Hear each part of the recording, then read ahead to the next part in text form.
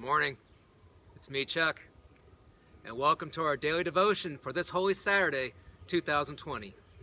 And likewise, just as we have this past week, I'm going to share another story that we can find in Matthew's Gospel that took place during Holy Week. And today we'll be hearing about what took place specifically on this very day, Holy Saturday. A moment that was intentionally mentioned in the closing words found in chapter 27. A moment that kind of implied that even though Christ has been crucified, that Christ has been laid in the tomb, his influence, his impact, his inspiration, i.e. his ministry, it's not over yet. So without further ado, let us hear what it says in Matthew 27, verses 62 through 66. Hear these words. The next day, that is, after the day of preparation, the chief priests and the Pharisees gathered before Pilate and said, "Sir, we remember what that impostor said while he was still alive. After 3 days I will rise again. Therefore command the tomb to be made secure until the third day. Otherwise his disciples may go and steal him away and tell the people he has been raised from the dead. And the last deception would be worse than the first." Pilate said to them, "You have a guard of soldiers. Go, make it as secure as you can." So they went with the guard and made the tomb secure by sealing the stone. On this day, many, many years ago, some people of influence made it a point to go to those in charge and insist, actually the exact words were command that the tomb be made secure until the third day. And I would imagine Pilate, after hearing this request, he probably raised an eyebrow or two and simply wondered why. What is the point? Because everyone present witnessed the events that transpired the day before. Everyone who was present knew that this man, that some say was a king, but you all say he's a fake or an imposter, all knew that this man had passed. Not to mention, the night before, Pilate had granted permission to one Joseph of Arimathea to place the deceased man in a tomb, meaning a stone has already been placed over the entry. Bottom line, it's done. It's finished. Can we please just move on with our lives?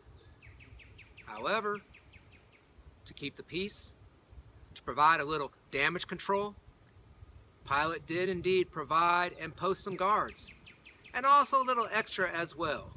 He had the tomb, quote, sealed, meaning measures were taken to make sure the tomb wasn't opened undetected, likely by the fastening the stone in place with some cords and bringing them together with melted hot wax and so forth, to make sure no one got in or out undetected. In short, it was an extra measure, an extra needed step, if you will, to maintain order, because after what happened the day before, I would imagine he felt it was just necessary. And ironically, I cannot help but see the similarity between this and what we all can see within our own communities right now at this very moment.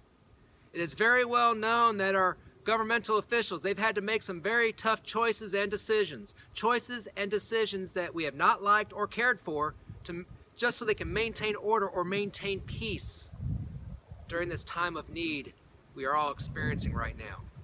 Parks and other public places have been closed. Playground equipment has been modified so it can't be used. Stores have had to place limits on how many people can be in at a single time and so forth. And there are many other ordinances and recommendations that have transpired that we may or may not agree with, maybe even view as being unnecessary or perhaps even cumbersome. Yet to maintain order, to maintain peace, to maintain a sense of safety, especially for those that we know personally need this assurance during this difficult time of need, what would have been the right thing for them, our leaders, to do? What would be the right thing for us as brothers and sisters in faith to do? I think the right thing is to be an example for others to follow. You see, Christ encouraged us all to love one another the way he has loved us. And what better way to show our love and support during this difficult time than just being an example of faith for others to observe? My friends, today is Holy Saturday, which means tomorrow we're going to celebrate how Christ is risen. He has risen indeed.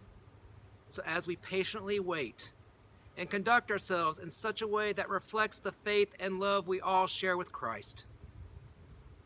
May this inspiration and devotion and the harmony that the Spirit provides, may it be with us all, now and forevermore.